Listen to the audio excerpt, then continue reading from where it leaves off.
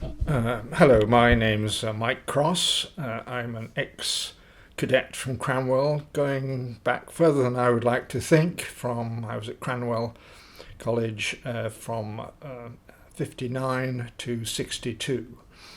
I still live locally, but having lived in many parts of the world during my service career, and then subsequently leading a number of expeditions into the wilds, largely in the Himalayas and the South Pole.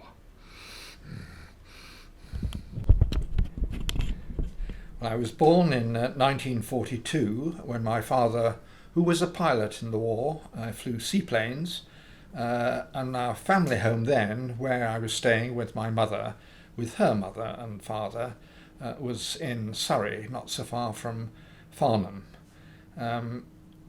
I used to return there when my father did return from the war. We used to go down every summer, and because he retained an interest in aircraft, we always used to go to the Farnborough Air Show when it really was an air show, when we had an industry in this country. We eventually moved via North Wales, where my father already was in his profession. We then moved to Leeds, where he was vice principal of the Leeds College of Art. Both my parents were artists. They met at the Royal College of Art in their younger days. And so I was brought up, and we lived not so far from Headingley Cricket Ground.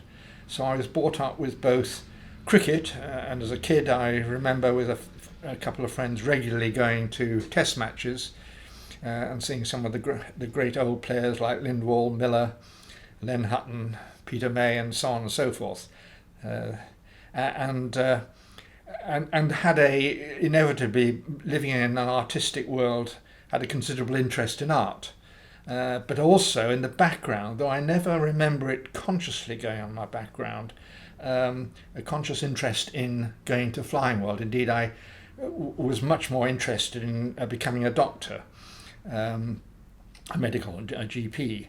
And as I again remember, though I'm sure it wasn't quite the case, I suddenly decided overnight to join the Air Force. And when I announced that, my mother burst into tears.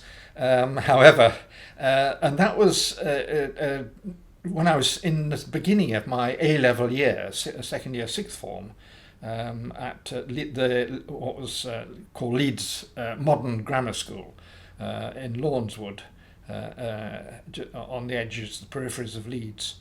And in my A-level year, I sort of put my hand up to join, went through the selection procedure, took my A-levels. I was then just 17. Went on over the summer holidays. I was awarded a sixth form scholarship, but got the results that I needed, the two A-levels, over the summer holidays, and lo and behold, come the September, I was starting to parade or arriving at Cranwell. At the age of 17 and a half, I was the baby of the course.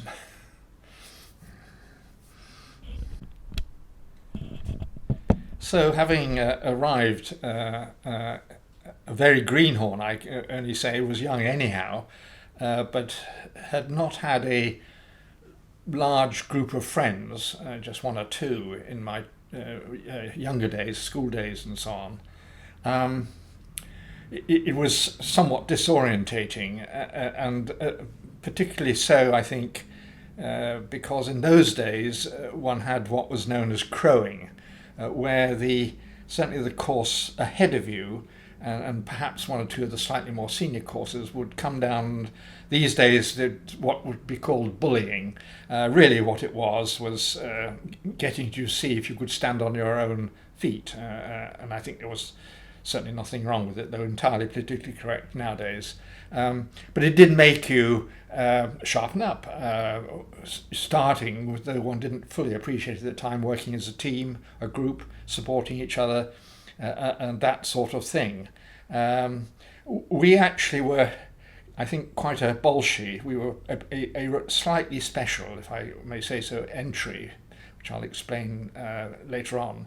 But we slightly, well, we stood up against the crowing, and eventually the entry senior to us stopped doing it because they realised they weren't getting anywhere. And I think we were helped to some extent by one or two people on the course who had been apprentices at Halton and therefore had been in the service a bit and were moving up, as it were, from cadet ranks, if you might say, to eventually become officers. But they knew their way around, and I think they gave us an awful lot of support there. Which was 81 entry, was, if you like, weren't the first revolutionary entry, but a lot of changes were being put into place through our entry. We were the first all-jet training for the pilots training course to go through Cranwell. The jet provost had been introduced at other flying training stations, but we were the first all-through jet training course at Cranwell. Furthermore, we were also the first course at Cranwell to be given the opportunity to take a degree, either science, or AFRAS as it was known then, the aeronautical studies, or a BA. So that was unusual, and one understands that people who were selected for that course were, on the whole, of the top, as it were, of people putting themselves forward to because it would be a considerable challenge. Because not only all that, the studies element, eventually once one started, the flying element, but of course all the basic military training and all that surrounds that at the same time. Of course, one was not privy to what was going on the staff side into managing our course, but certainly from our point of view, and I think I can speak for probably everyone else, we felt it took an awful long time to start flying when we knew, with those who had friends who were going through, say, Linton-on-Ouse basic flying training school, you started flying a long way ahead. And when we started flying, it was fairly sporadic, which didn't make it easy because one lacked continuity. And that, again, was trying to mould less of the basic military training at that stage, of course, but officer training and academics all in one package. So there was, one detected a certain tension between the demands of the college, the demands of academia, and the demands of flying. Yes, as I was saying, it was something of a shock first arriving at Cranwell, and I'm sure that is the case for most new arrivals. And some were 18 and a half, but not so much the case of those who'd come through Locking or Halton. But I think the first thing that strikes you is, never mind the crowing I've already talked about, but and the more serious stuff is the first time on the parade square with a sergeant who you very quickly learn to respect. We were very lucky. We had a splendid fellow, had a nice sense of humour, but not that one would dare fall about giggling on parade. But he always made his point in a very good way, and I think it's whether we consciously were aware of it at the time, but one could feel one was being moulded into a team. Simply because one was on parade learning to square dash and so on, and doing things together. But that was, I think, the first striking, and that, again, thinking back on it, was where one's confidence started to build, and you felt not only as a new boy on the outside of the college, but starting to be part of the college. And then, of course, very quickly, one was getting involved in sport, and most people, as people probably, listeners would probably appreciate, were keen on one sport or another. Mine was rugby, though I wasn't the first team player. athletics, notwithstanding my now diminutive size, a discus thrower, and perhaps my main sport was competitive swimming and water polo.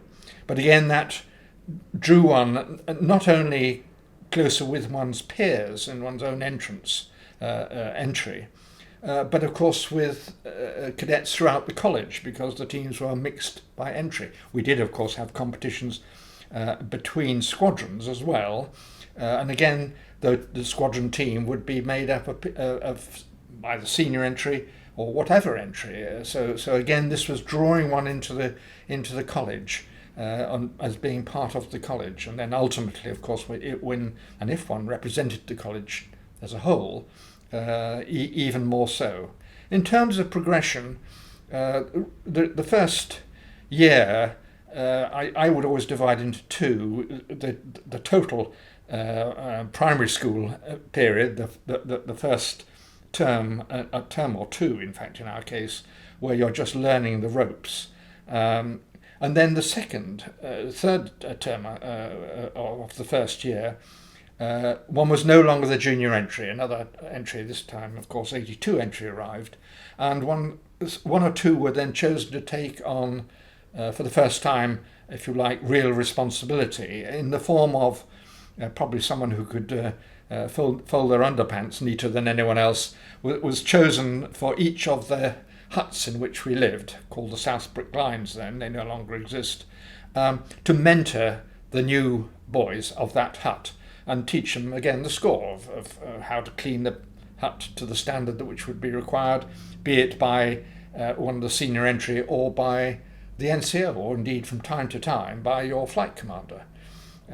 So that was the first exposure to some form of responsibility, being responsible for other people, and I indeed was chosen as a mentor because I folded my underpants very neatly. But and then as one progressed through the years, one was always a flight cadet until you became senior entry. But the next really big move was moving from the junior cadets mess south of Cranwell Avenue up to the senior college, where one already had in your second year a room of your own in the junior mess, but when one moved up into college, as a slightly larger, inevitably, room of one's own. And then it was a case of learning one or two of the orders of the day and rules, as it were, by tradition, more than anything else, of how you conducted yourself in college. There were certain places you didn't walk, particularly, and until one was senior entry, you didn't walk on the carpet in the hall under the rotunda until you were senior entry.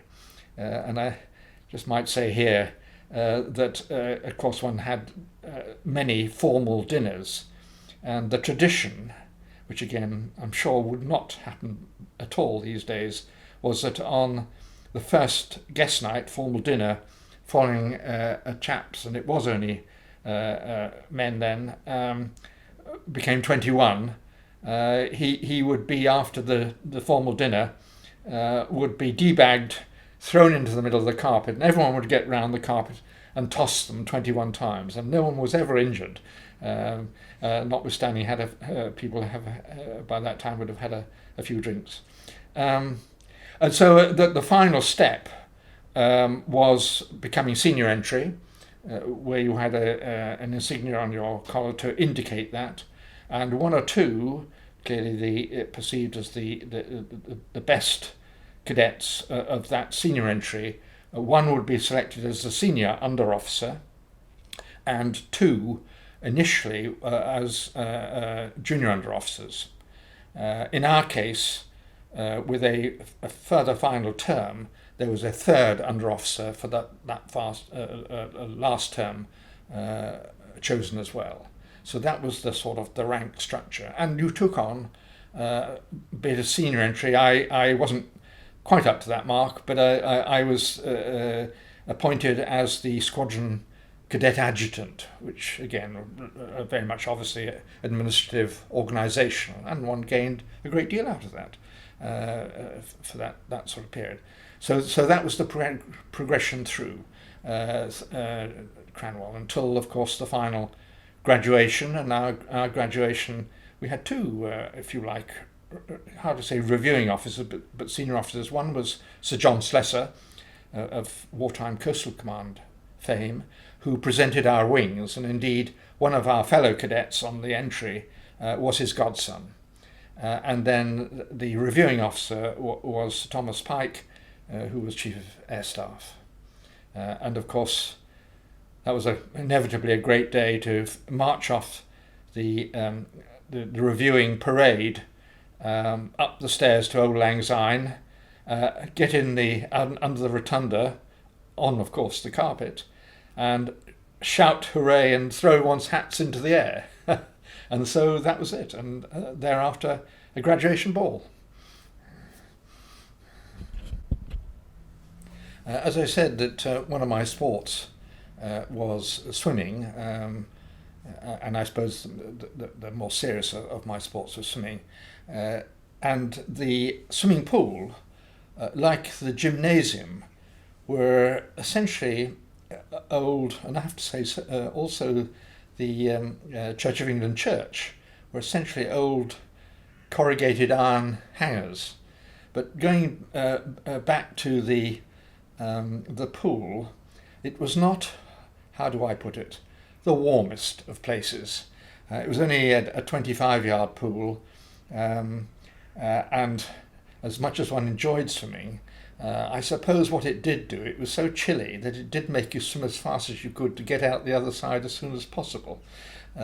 Water polo was another matter, so given, I suppose, one kept warm by thrashing one's arms around, hopefully with a ball going in the right direction from one of those arms. But those are my memories of particularly. But having returned to Cranwell on many times subsequent to graduation, to see the buildings and the facilities now available, both in terms of gymnasia and both for the station side and for the college side and the swimming pool, one cannot but envy people currently going through the college, and indeed for a number of years now. And even on the Church of England side, they have what is a proper specifically built building for it, and of course it not only is it so much better for everyone, but it gives so much a finer impression of the establishment as a whole. One thing I might go back to when we were going through as cadets, and having said that one was sort of bonding, I suppose is the modern word these days, but learning that we're all part of a team, helping each other and all that good stuff, there was a slightly traumatic occasion. When we went to college, there were 3 accommodation wings, which each accommodating essentially a squadron. But during our time, the 4th wing was being built. It was finally completed, and that then meant creating, it was called a D Squadron, and that was then a case of getting cadets to become part of D Squadron, which of course meant drawing a number of cadets across the ability span from each of the existing 3 squadrons, which of course then start to break up, and then you start to get the competition between people who you've been working with closely. Trauma is probably far too strong a word, but it did certainly made a certain atmosphere for a bit until the whole new scheme or the new setup settled down. Yes, as I said, we used to have regular formal dining-in nights, and they were either dining-in nights, which would have no guests, or guest nights, which manifestly would have a guest, probably some sort of VIP, which was not just a formal way of eating, but it was all part of introducing one to traditional mess life and the formality, the more formal elements of mess life. However, it wasn't all formal, and though it was entirely incorrect to have any mischief, as it were, before the royal toast was drunk, on occasions the braver might slip under the table and go and then tie an opposite number or someone a couple of ways up, tie their bootlaces together so that when they got up they'd fall over. That wasn't a desperately regular practice, because one would be in considerable trouble if doing that sort of thing before the royal toast. However, once the speeches, after the royal toast, then the speeches, one left to have a little bit more refreshment, shall I put it that way. But then the tradition was to take part in mess games. Perhaps the most common one was called the Tunnel of Love, where one would take the more solid of the armchairs in the anterooms, put them back to back, as it were, to make a tunnel. Then you would have one team one end, which would inevitably be an opposing squadron, and another squadron at the other end.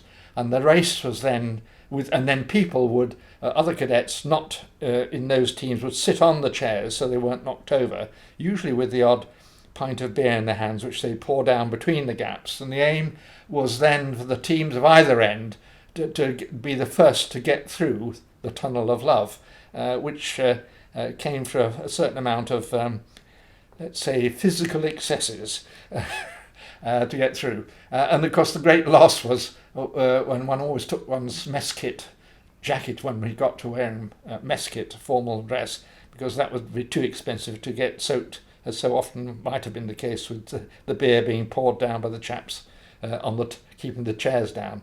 The other big favourite one was to build a pyramid, inevitably with the larger colleagues forming the base, and then progressively getting smaller and smaller chaps until the very top.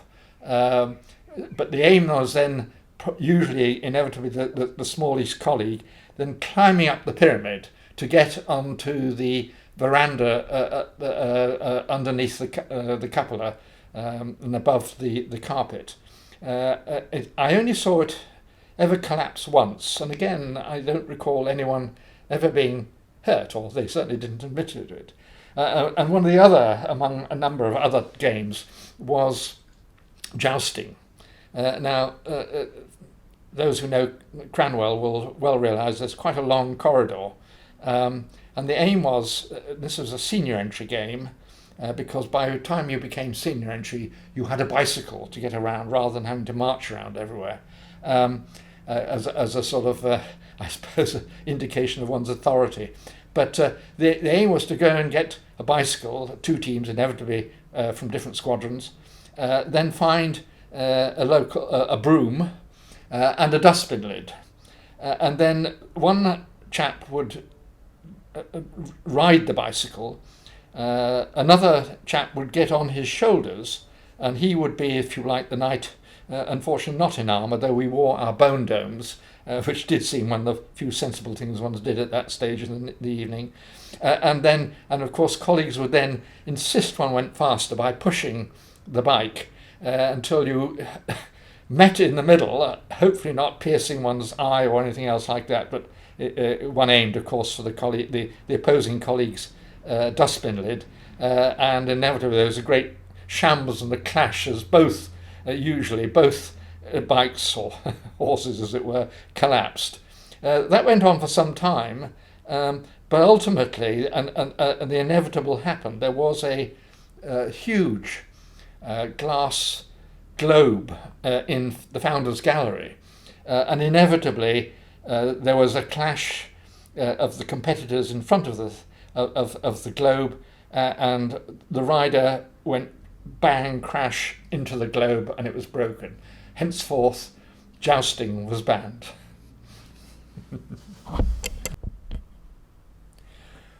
Well, as I said earlier on, that it did seem a long time before we started to fly, and our continuity, the regularity of getting into the air was not good. And I, with my subsequent flying instructional part of my career, one realizes just how difficult it would have been for so many cadets going through Cranwell and taking up their pilot training.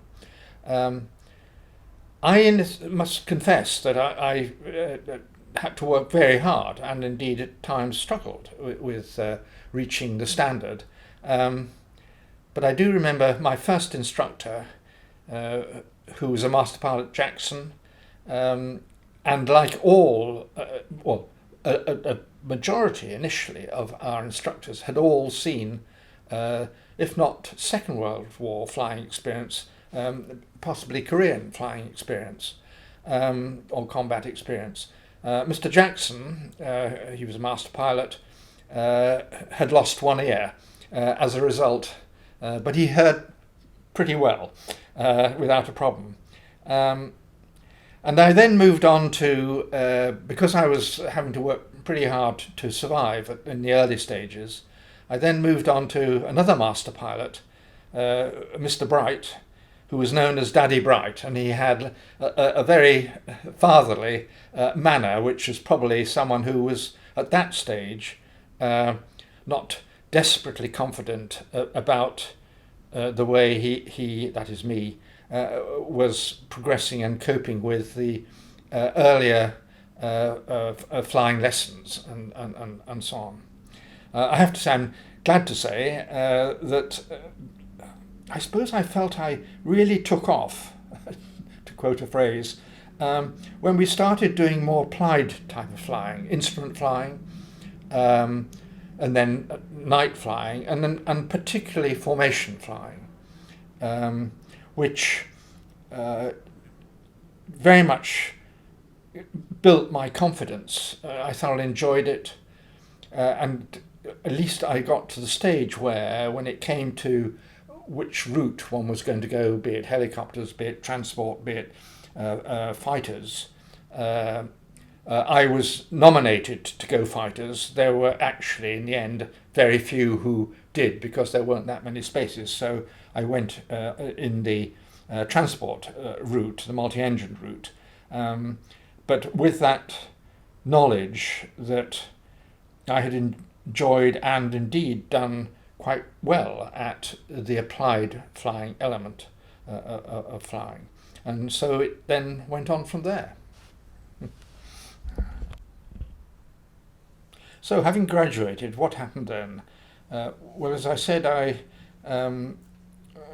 was chosen to go the multi-engine route and potted off to RAF Oakington, where the Vasties and Vallettas were based, to do the introduction and advanced flying on multi-engines. I think I enjoyed the flying, albeit the old Valletta and Vastie a bit smelly and all that sort of thing. But it was interesting that when one didn't actually fly solo, but one did fly as captain in an aircraft with a fellow student as co-pilot, and vice versa, of course. So that was very much a new experience, but of course an essential experience in a multi-pilot, if you like, aircraft. The other thoroughly enjoyable thing about being at Oakington, it's on the doorsteps of Cambridge, and long before the days of Silicon Valleys and all that sort of thing, but Cambridge was Cambridge, and that was certainly a way and a place one could keep oneself amused, and so on. The slight challenge we had at Oakington was we, of course, were fully commissioned. We weren't acting pilot officers, we were pilot officers. But those who had come through the direct entry route as pilots were still acting pilot officers, still essentially doing some of their officer training. And the station took quite some time, the staff on the station took quite some time to adjust to the fact that we were not students in the officer sense. And indeed we did have confrontation is probably too strong a word, but we as a group got together and said, look, well, we are hacked off with this. What are we going to do about it? And we decided to pick out 2 or 3, or maybe 3 people as a group to go and see the senior staff and just reiterate the fact that we didn't appreciate being treated entirely as novices, albeit we were still very junior officers. So I think that was the sort of overall experience at Oakington. From there, off to the Operation Conversion Unit, OCU, and I was elected to go to, well, in fact, I'd already got a posting post OCU, which was to go to 215 Squadron in the very early days of setting that squadron up in Singapore. But first to the Operation Conversion Unit for Arguses, based at Thorney Island. Again, a jolly nice site, if those who know Thorney Island, detached, as it were, from the local towns and hostelries, but a very nice island, clearly, but well within reach of the local hostelries, because by that time quite a number of us had cars, so could get around. And one has to admit that those were the days when you could drink and drive. But I'd like to think we didn't overdo it. So after the converting to the Argosy, and of course one was as a co-pilot, it was then off to Singapore, and we and a number of other colleagues who'd been on, 2 other colleagues who'd been on 81 entry going through Cranwell, were on the squadron too. So there was some linkage there with friends into clearly a working environment, and as such it is with a medium-range transport aircraft, an operational environment, because at that time the president of Indonesia, Sukarno, was being something of a problem and was confronting, it was called confrontation, with essentially Malaya as it was then. Singapore was independent, became independent, Malaya was independent, and most of our operations took place in what was then known as Sarawak and North Borneo, now all part of Malaysia. And that consisted of clearly dropping supplies to troops who were often Gurkhas, up country on the border, keeping out the Indonesians, and there were 1 or 2 exciting occasions there, and often going up into up-country strips, not with the easiest approach, because it was over primary jungle and of course quite hilly. One of the things, 2 interesting particular things happened in my life there. Before going out to Singapore, I was seeing family members up in Scotland, and a American lady arrived to stay with them when I was staying with them in what they strangely called in Connecticut, which is where she came from, an experiment in international living. Well, we got on well together, and when I was eventually out in Singapore, I and a colleague decided to hitchhike to America on American transport aircraft and marine aircraft to meet up, and as a result of that, and indeed at that time, got engaged. So that was, needless to say, a significant event. The other major event of non-flying that sticks in my mind from that tour was when I'd always done exploring is far too but venturing one way or the other, usually on a bicycle or on my feet. but not in mountains. And again, a colleague, the one that we hitchhiked to the States together with, we climbed Mount Kinabalu. If I recall, some 14,000 feet, the highest mountain in Borneo, which was a wonderful experience. And the weather was splendid, and you aim to, as it were, get to the top. It's a wonderful old dead volcano, granite outcrop at the top, and just for a sunrise, which is just quite outstanding. You could see so far over the jungle and what is known as the Crocker Range of mountains there. So those were two of the, as it were, significant events. I suppose the real significance of that Kinabalu climb was that it took me very much into a future career, one stage or another of expeditions and expeditioning in other countries, and in and living in communities of a different culture and religion.